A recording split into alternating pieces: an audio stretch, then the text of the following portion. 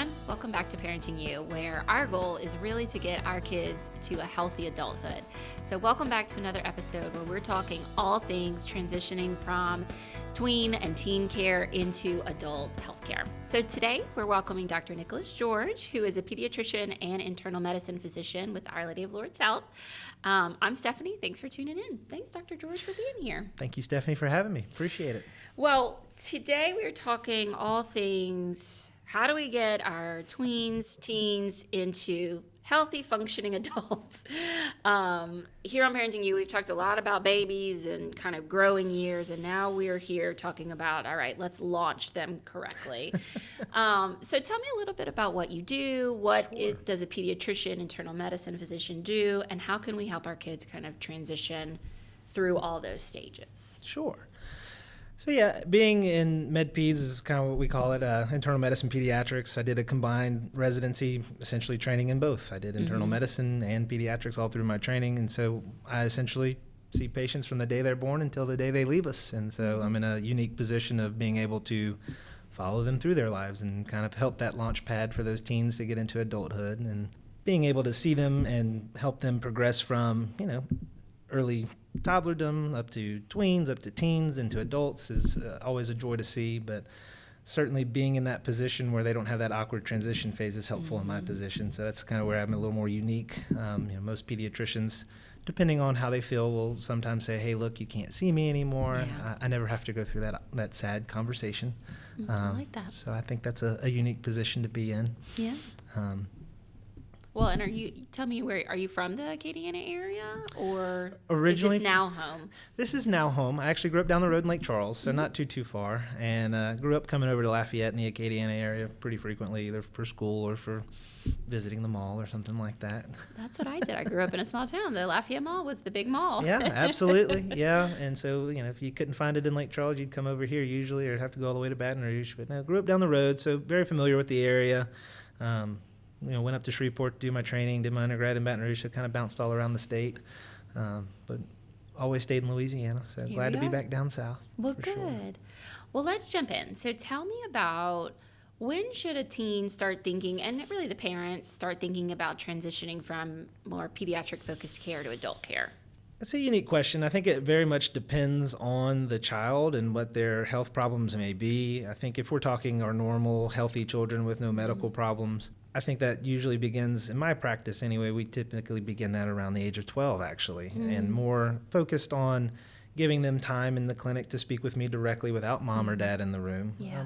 Which can go different ways depending on the parent and how the parent feels. I try to prime them by saying, hey, look, we're moving into the teenage years. We're moving into that phase where they may not want to say everything in front of mom or dad or their siblings, and when we can bring the whole family in all at once and just kind of knock everything out together. And I think that's important in beginning that early. Obviously, with the younger kids, the 12, 13-year-olds, we may not have so much to talk about, and it's more about getting them exposed to just talking with the doctor. Yeah. That can be nerve-wracking for the parent. That can be nerve-wracking for the child. A very nervous setting for them sometimes. But I think getting that started then, that way as we move into, the later teen years, the early adolescent and older adolescent years, it just makes that comfort level a little easier as they get into the harder years. Yeah. I say harder years, but, They're all hard in their own ways, That's right? That's right. Now, I think if you have kids with chronic medical conditions, so you think about your kids with asthma, type 1 diabetes, seizure disorders, I think those conversations start a little earlier. They tend to be taking medications more frequently. And so I think having that conversation with the parent about giving them responsibilities earlier about what their medication regimens and having them know more about their own health is important. So those sometimes will start a little bit older, usually when they're starting or finishing elementary school, starting middle school, not having as much oversight and being able to kind of get a curb on it before they get to that adolescent age where maybe they push a little bit. But every patient's different. Yeah. Well, tell me about the key differences between pediatric primary care and maybe the adults you see. Like, how do those differ? What are you talking to peds patients about a little bit differently than you may be talking to adults? So I think the pediatric visits are different in their own mind. You're mainly talking to the parent, helping the parent understand what's going on with their child. especially when they're younger, when you have babies, new parents, a lot of it's very focused on helping the parent navigate through some of those things that children may be going through. As the children get older and you're having those more one-on-one conversations with the kids, as adolescents, teenagers, it's more focused on preventative care. I think is the sad truth is a lot more of pediatrics is about prevention. My goal is to keep that prevention going through adulthood, and I think that's the end goal of all pediatricians is set up some healthy guidelines. That way when they do transition into adulthood, they are healthy. Right. Certainly more of my adult population, we're typically dealing with the health problems that may have already occurred. Yeah. And again, I think that's one of the unique positions for me is hopefully being able to set the groundwork and continue it through adulthood and allow them to stay healthy adults. Yeah. You know, it's definitely different though. You know, you're more navigating how to continue to do better with things that are already happening with adults. Yeah. Versus pediatrics, you're trying to do more preventative care. You mentioned that first visit that may go without a parent in the room. For those of us who are approaching that time, or maybe we're surprised that that was a thing because we're used to just always being there, why don't you give us a little inside peek on the type of questions you might be asking the child or what you might be looking for so the parent can prepare themselves, but also the kid? Sure. So I tried to preface, usually around the 11-year-old well-child visit, I do mention it to the parents, like, hey, you know, our next visit's going to be a little different. You know, if it's just a well-child visit, it'll be a little different this time. I'm going to give them time. It preps the parent a little bit, preps the child a little bit. And even, you know, during that 12-year-old visit, 13-year-old visit, whenever I'm seeing them, even if it's not the first time, I'd still preface it with, you know, Mom, now it's going to be that time we're going to give, you know, XYZ their private time with Dr. George, and we're going to talk about a few things that maybe they don't want to talk about in front of you. And depending on the parent, some parents get a little ruffled with that. And I understand that. It's your child. You know, and I think some parents are just like, fine, yeah, that's great. We have a great open relationship. You can say whatever you need to say in front of me. And I just try to preface with, I'm very glad that you have that open relationship. I always advocate for parents to talk to their teens and have that open line of communication. I think that's a wonderful thing to have. And I just kind of tell the mom or dad that, you know, and I appreciate that, but I still want to give them that time. Yeah. And I preface it with, you know, few years from now, sadly, you won't be here with them. And I want them to feel comfortable talking with a physician, whether it be me or if they move on and go to college somewhere else and find another physician somewhere else, you know, just being comfortable in the room with a doctor, talking alone with a doctor, knowing that this is an open forum for you to voice whatever concern you have. And so that usually will put the parent at ease and put the child at ease too. And so once the parent leaves, I give it some adequate time that maybe the parent can't be hearing behind the door before we start. That has never happened. I don't know what you're talking about. I get it. I have kids. You get a little anxious, but I usually open it up with reiterate to the teen or the early teen that, you know, this is a private time. This is just that moment I want to give you without anybody else in the room and let them know this is private. Whatever we talk about, I tell them that I'm not obligated to tell mom or dad anything that we talk about. This is your private time, unless, of course, you know, you're going to tell me something that warrants me telling them and or the authorities, like you're going to hurt yourself, you're going to hurt somebody else. I'm legally obligated, and I tell them that that's my obligation, and even if you were an adult, I would be under that same obligation. And they usually settle in a little bit, and most of us are trained to use a certain guideline of asking the questions. You kind of start outside of the box of, you know, how are things at home? How's, you know, getting along with your parents, getting along with your siblings, you know, very benign questions. And then you kind of work your way through more serious questions. And so again, when they're younger, you don't stop as often and elaborate, but as they get older, obviously children go through different things, especially as they become teenagers, go to high school, they're exposed to more. So you work your way down into how's school going? Great, you have some good friends at school. What do y'all like to do for fun? What do you do on the weekends with your friends? You know, and then you kind of probe a little deeper. Hey, you know, your friends, you know, are any of them into things that you don't think are appropriate? Like, are y'all experimenting with alcohol, drugs, you know, cigarettes, things like that?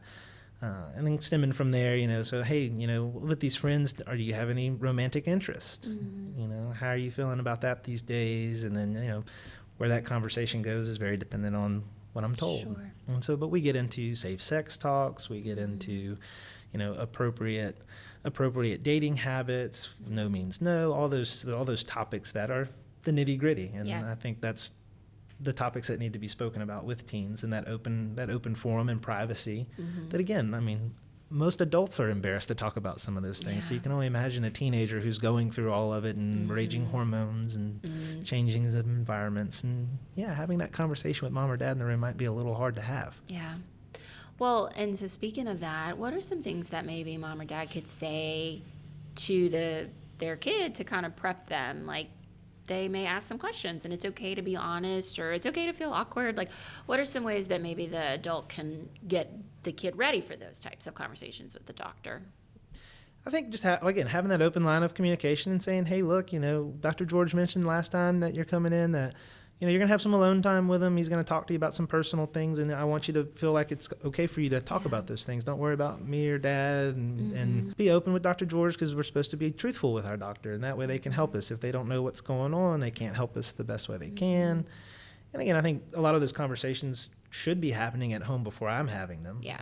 I try to preface that depending on the child and the parents. And, around 9, 10, 11-year-olds, when puberty's starting, I always try to have the parents say, hey, start having those conversations. The more they know about it, the more, they're going to be open to talking to you about it. And so hopefully by then we've kind of had those communications going. And I think having that communication before you come in to see me is good, because it prefaces that. And you say, hey, look, he's going to ask you some personal questions. It's okay to answer them. Just be open with him. He's going to be able to help you if there's anything going on. Even if you don't feel comfortable telling me, you can tell Dr. George, and just trying to make them comfortable. Yeah, make them more comfortable. Yeah. Well, what are you seeing overall in your clinic as kids are growing into tweens and teens? What are you seeing as kind of some, I don't want to say concerns, but what are you seeing in the clinic that you're focusing on right now, or that you're noticing some trends among tweens and teens, or that you feel like you're having the same types of conversations? Honestly, I think the social media age has really brought to light a lot of mental health issues in our teenage groups. It's sad but true. The more exposure they have to the outside world, especially behind a computer screen, a lot of us aren't used to, or I say that us, so the teenage groups these days aren't used to those face-to-face conversations as much, and you feel a little more guarded behind a computer screen and saying whatever you really truly feel, and it can be very hurtful sometimes. And there are a lot of children and adolescents that I see that are really going through a hard time, and there might be cyberbullying, they may be going through things at school, and then it used to be, when I was growing up, if you got bullied at school, you got to go home. Like, even if you were being bullied at school, home was a refuge. But now with the access to internet and social media at home, sometimes that doesn't stop. Yeah. And it's heartbreaking, because, I think I talk about all that on some of these things before, about how important it is as parents to kind of make sure that we're putting our children in a position to be appropriate online. And if we're going to allow them to have social media, having those set guidelines and things about how we use it, when we use it, what age, all that can be very hard to kind of fluctuate through, especially as schools use technology more, and we as adults and as parents are on technology more in front of our children. It's hard to tell your kid, no, you can't do that if you're sitting there doing it in front of them. But setting those guidelines can be helpful. But I think that's definitely something I'm seeing more and more often now, and having those conversations with those teens during those private moments about their mental health, because that is one of the things we get down to once we get through some of the more personal talks. Once we get into, you're throughout that whole conversation, you're trying to build that rapport to be able to get to those tough conversations. And certainly depression, anxiety are some tough conversations. And so, but unfortunately, I feel like that's one thing I'm definitely seeing an uptick in. Yeah. Well, you mentioned anxiety, and I think that's something, you can't go anywhere really without kind of seeing that or hearing that. What are some of the ways that you talk to the teens about managing that, or kind of living with that day to day? So I think first step is acknowledging it. A lot of teens may be going through it and not know how to put a word to it. Sometimes when I ask about anxiety, some of them look at me and like, okay, they don't know what I'm talking about. And that could be a good thing or a bad thing. Yeah. And usually if it's a bad thing, is you start describing it and they're like, yeah, that happens every day.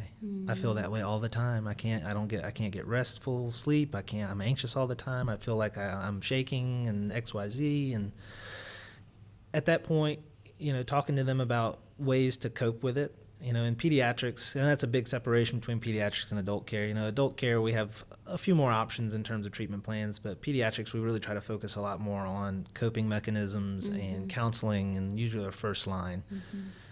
Unfortunately, that's not always the last stop, but that's usually where we like to start. And so I'll usually have that conversation with them about, things off cuff that we can do, deep breathing exercises, counting, removing ourselves from certain situations. So just getting back to, if we're constantly looking on social media and seeing, we're worried about what all our friends are doing that we're not doing them, that's obviously a stress reaction. If that's causing you stress, get away from it. And removing yourself from that situation, which can be very difficult. We're very much socially driven. We want to hang out with our friends. We want to do what our friends are doing. So if we're constantly seeing, and I think that goes to the deeper problem is that, we don't tend to post our weak moments on social media. We tend to post our happy moments. And so if you're constantly seeing your friends doing all these fun things and you're not doing them, you tend to feel like, oh man, am I not cool? Am I not, and they get very anxious. And then there's the added stressors of school. We put a lot of stress on our kids for school and performance and sports and performance. And so, trying to tease out of those children, what's your triggers. And so as a pediatrician, it's difficult to maneuver through those conversations deeply. Unfortunately, we're in a system where, time is our effort, and sometimes we don't have all the time to get through the effort we want. And so usually if I've identified that problem and we've gotten to the point where that teenager has acknowledged it, and I'll usually take that moment to say, hey, look, I know we said this is private, and it still is, and it's as much as you want it to be private.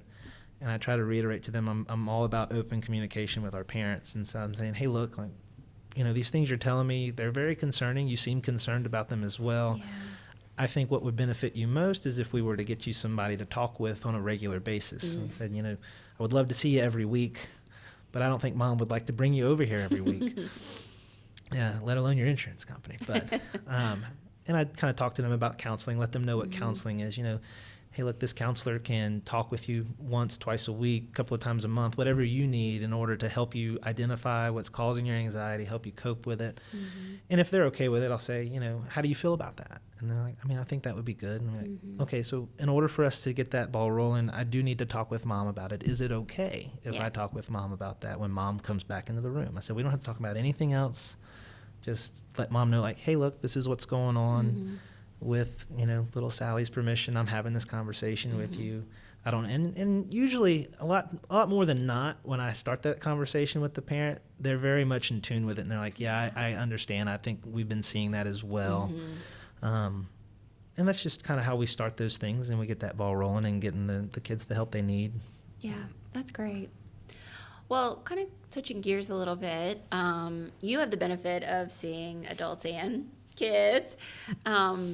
What do you wish more teens knew as they become adults in healthcare? I mean, we see all the funny memes about, I don't know what my address is, or I don't know what is insurance, like what is all this? What do you wish parents would teach kids before they've launched them into adulthood? I think importantly would be just having an annual wellness visit would be a great start. Number one.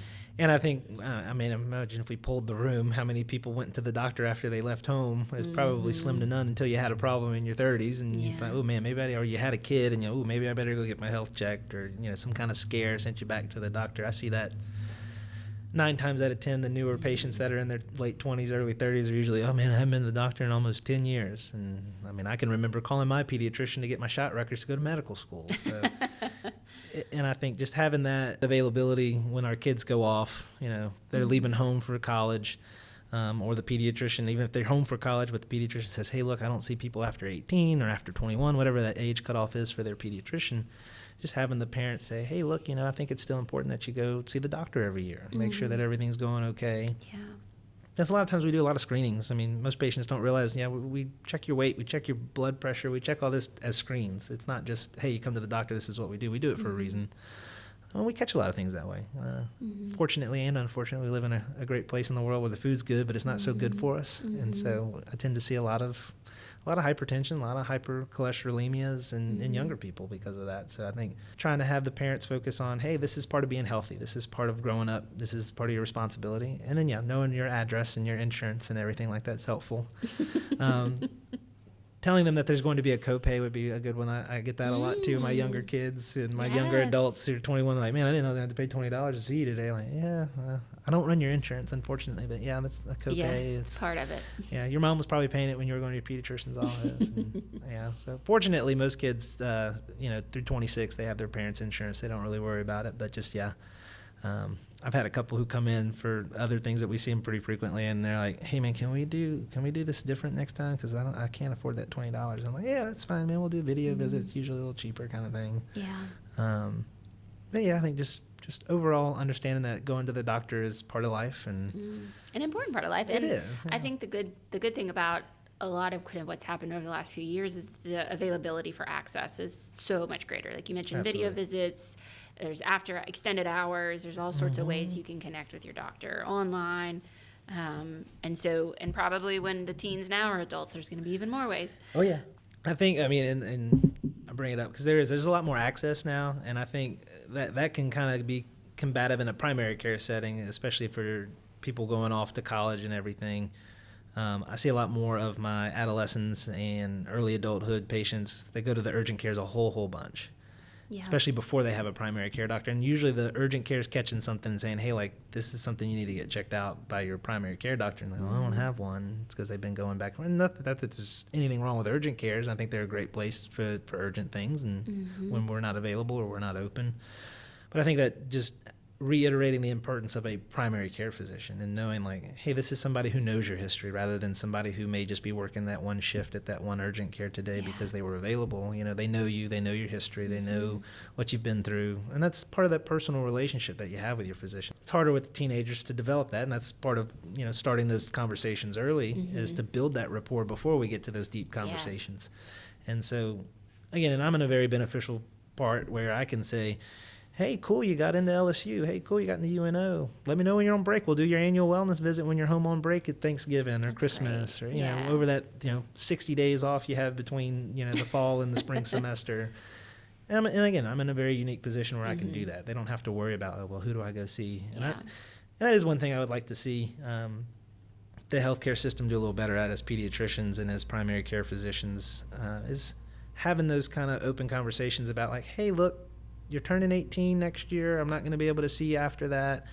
But look, I want you to look into some, either an internist or a family practitioner, somebody who's going to be able to keep taking care of you, even though there's nothing wrong with you. Just somebody who can check in on you every year and maybe even having some recommendations. I think, that's one of the benefits of being in a physician group is oh, you're going to Baton Rouge? Oh, you're going to plan on staying there when you're done? You don't want to move back to Lafayette? Great. Well, look, Our Lady Lake's over there. Here's, you can, and that's, I think, great thing about the internet, and you can go on and look at people's profiles. And I think just having that conversation as a pediatrician, like, hey, look, if you're going to be in this area, we have a physician group there. Go on their websites. If you want a male provider, female provider, then go look through their profiles, watch their videos, see who you might click with, and just trying to engage them in those conversations to help that transition be a little smoother. Yeah, I love that. Be a little bit more proactive and make that connection. Yeah, and we see that a little bit better in some of our chronic medical patients. A lot of the subspecialists will do a good job of transitioning and having, I know a lot of the larger groups tend to do that. I have one patient I saw the other day. She's a cardiac patient, transplant when she was very young. And so her cardiologist over in New Orleans is like, I'm not going to be able to see you turning 22. Like, I'm not going to be able to see you anymore. But look, come in for your last visit, and we're going to bring in Dr. So-and-so who's on the adult transplant team. And that way we'll all get together at the same time and have those conversations and introduce ourselves. And so a little harder to do that in primary care. We can't all be bouncing around each other's offices all the time. But I think just you as the primary care physician having that open conversation about finding somebody new and trying to help them navigate. Go to the website, look at their profile, see who you might like. Or if you have a friend that you think would be a good fit. Like I have plenty of other colleagues that I know and say, I think you would really like Dr. So-and-so over there while you're there. Look into that. And if you don't, let me know. I can always make other recommendations. Yeah. That's great. Well, thank you so much for joining us today. For having me. This was wonderful. I, as a mom of a incoming tween, it was very helpful, and I know our listeners will enjoy it as well. So thank you. No problem. Thank you all for having me. Of course. Thanks again for joining us. I hope that you got a lot out of this episode like I did. And if you know someone who might need to hear this, we hope you share the episode. We'll see you next time.